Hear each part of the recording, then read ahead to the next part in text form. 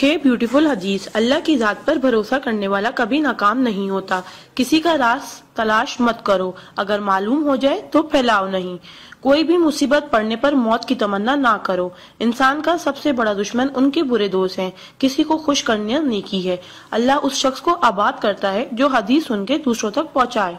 अगर ये दुआ आगे फॉरवर्ड ना करो तो वापस मुझे सेंड कर देना। प्यारे नबी करीम मोहम्मद सल्लल्लाहु अलैहि वसल्लम ने इरशाद फरमाया, वो शख्स जन्नती है जो रात को सोने से पहले सबको माफ करके सोए। और आप सल्लल्लाहु अलैहि वसल्लम ने ये भी फरमाया, जिसने भी मेरी इस हदीस को सुना और दूसरों तक पहुंचाया, क़यामत के दिन उसके लिए मेरे शफाए वाजिब होगी। बुराई को खुद में और अच्छाई को दूसरों में तलाश करो, यही आपकी सबसे बड़ी अच्छाई है। गुस्से से बचो, क्योंकि वही पागलपन से शुरू होता है और पछतावे पे खत्म होता है। तन्हाई में अपनी सोच पर और महफिल में अपनी जुबान पर काबू रखो। अल्लाह का जिक्र अपने हाथ की उंगलियों में किया करो, क्योंकि जब आप अपनी कब्र के अंधेरे में रहोगे तो ये उंगलियां रोशनी का काम करेंगी। यकीन और दुआ नजर नहीं आते, मगर नामुमकिन को मुमकिन बना देते हैं। इंसान अगर 60 साल जीता है तो 31,53,06,000 मिनट जीता है, और इनमें से अल्लाह सिर्फ नमाज के लिए 5,47,500 मिनट यानी कि 60 साल में से सिर्फ 1 साल 1 महीना मांगता है, और हम दे भी नहीं सकते। ताज्जुब की बात है। नमाज को मिस ना करो। जब भी अपनों के साथ बैठो तो अल्हम्दुलिल्लाह कहो, क्योंकि कुछ लोग इन लम्हात को तरसते हैं।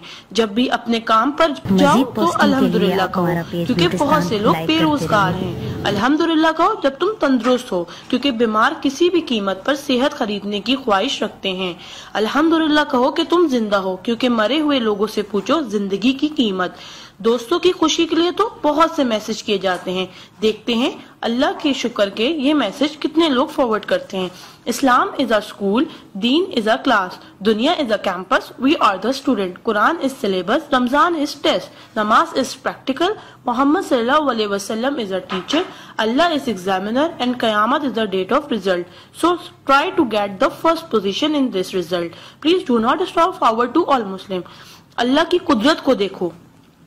पानी आसमान की तरफ उठे तो भाप, आसमान से नीचे गिरे तो बारिश, जम के गिरे तो ओले, गिर कर जमे तो बर्फ, फूल की पत्ती पे गिरे तो शबनम, पत्ती से निकले तो अर्क, जमा हो जाए तो झील, बहने लगे तो नदी, आंखों से निकले तो आंसू, जिस्म से निकले तो पसीना, हजरत इस्माइल अलैहिस्सलाम के कदमों से निकले तो आबे जमजम, और हमारे और मेरे आका सल्लल्लाहु अलैहि वसल्लम की उंगलियों से निकले तो आबे कौसर। सुभान अल्लाह, सुभान अल्लाह, सुभान अल्लाह।